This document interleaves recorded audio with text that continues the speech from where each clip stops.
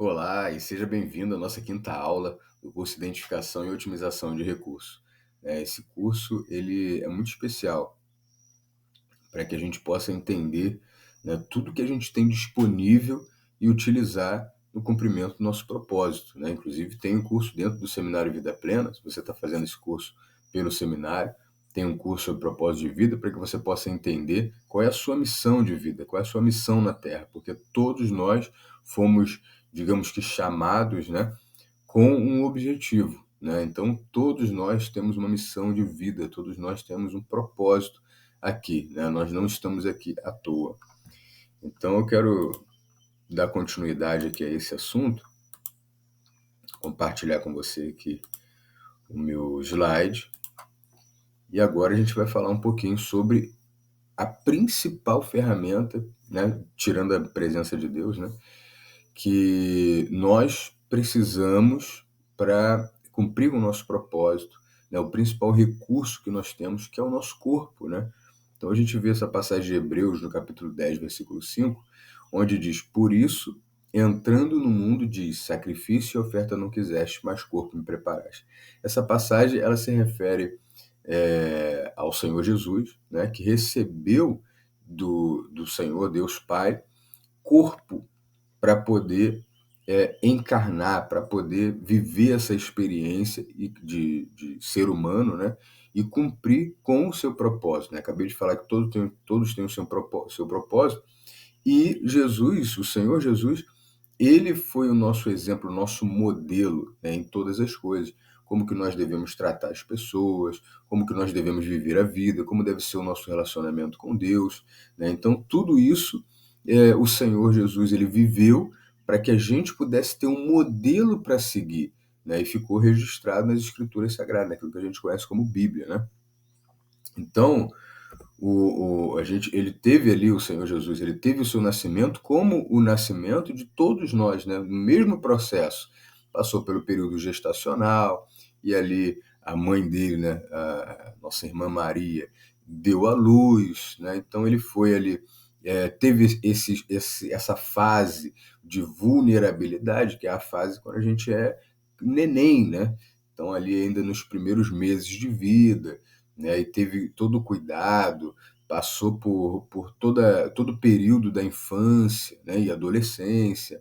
E a Bíblia ela vai mencionar somente ali no período onde Jesus ele inicia seu ministério, né? Fala um pouquinho sobre o nascimento dele, né, aquela questão dos magos do Oriente ali, mas não entra em detalhes, né, a respeito da sua infância, nem da sua adolescência, né, até mesmo grande parte, né, boa parte aí da sua vida adulta, né, considerando, grande parte considerando que ele viveu, né, 33 anos aí aproximadamente.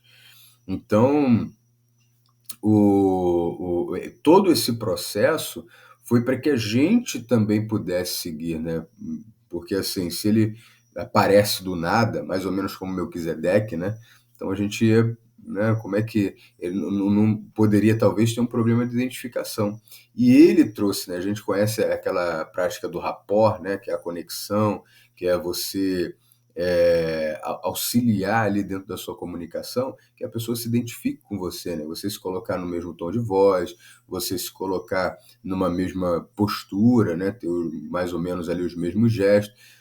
E tudo isso para criar uma conexão. E o Senhor, quando ele falou no monte, né, o povo ficou temeroso, né? O povo falou, não, ali na situação de Moisés, ó, Moisés, fala com ele, você passa para a gente.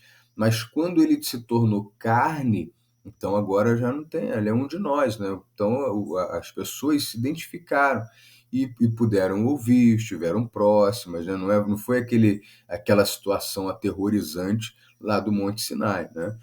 Então, todo esse processo para que a gente aprendesse como devemos viver a vida. E o Senhor Jesus, ele teve uma vida, né, exemplar, né? Ele de fato teve uma vida exemplar e ali deixou para nós aí esse modelo. Então, o nosso corpo, que é templo do Espírito Santo, ele, conforme a gente sabe muito bem, né?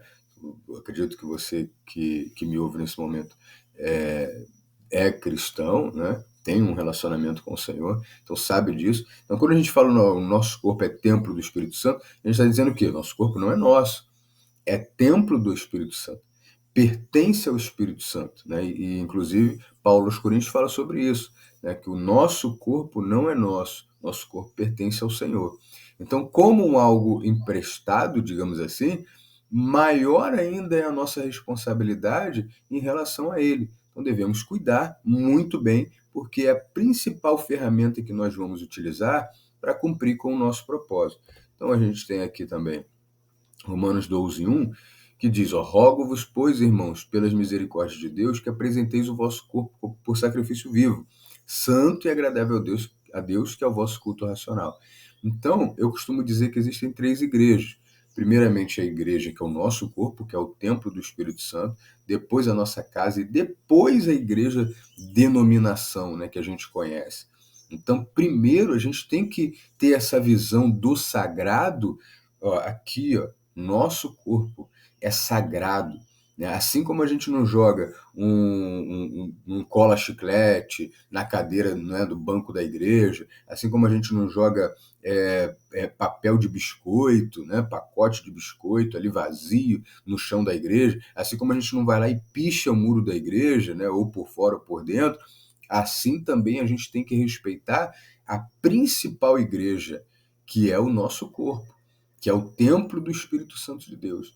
Então, nosso corpo é santo e nós devemos apresentar o nosso corpo como tal. Imagina apresentar o nosso corpo a serviço de Deus, mas um corpo todo doente, um corpo todo debilitado, um corpo todo frágil, todo fraco, uma mente que já não funciona muito bem, a memória já ruim, né? Isso não é porque a pessoa tem ali 100 anos, 120 anos, mas isso é porque a pessoa está ali, às vezes, com uma idade bem razoável, mas não se cuidou, não observou a sua alimentação, não observou o seu sono para saber se é um sono de qualidade, não teve contato com a natureza, né? Não teve contato até com o próprio Deus, que a Bíblia diz, Pedro disse para Enéas, né, por exemplo, Jesus Cristo dá saúde. Em diversos trechos no Antigo Testamento, ali principalmente o livro de Provérbios, a gente vê que a conexão com Deus nos traz saúde. Então são tantas coisas, a pessoa não quis beber água, a pessoa não praticou uma atividade física, ficou sedentária ali, não fazia uma caminhada, não tinha, ficava o dia inteiro sentada, parada no sofá, vendo televisão, enfim, né? Então, ou então só ali trabalho e dependendo do trabalho, né? Porque tem trabalho que realmente exige muito movimento, mas tem trabalho que nem tanto. Então a gente tem que pegar e separar um período, dar uma caminhada, né? De repente fazer um exercício aeróbico que exige, anaeróbico, na verdade, que exige assim, uma contração muscular, mais firmeza, né, do músculo, não é simplesmente uma caminhada ou uma corridazinha, mas realmente ele fazer uma musculação, né? Então, quanto isso não é uma questão estética, porque muitos irmãos pensam o seguinte, não vou fazer isso porque é vaidade. Não, não é uma questão estética, é uma questão de saúde. Já foi comprovado cientificamente, quanto mais músculo a gente chega na nossa idade, não só adulta, mas na terceira idade, mais saúde a gente tem, mais longevo, né, a gente fica, a gente se torna, existe um potencial, né, para viver mais, apesar desse não ser o foco principal, porque existem outros fatores que podem influenciar na longevidade, né, no quanto a gente vive. Mas o principal é, independente do quanto eu vou viver com qualidade de vida, viver de uma maneira onde eu me torno funcional, principalmente para servir a Deus, né? E a gente tem aí essa condição, que é a natureza como recurso terapêutico. Eu vou falar na próxima aula. Deus te abençoe, nos vemos lá.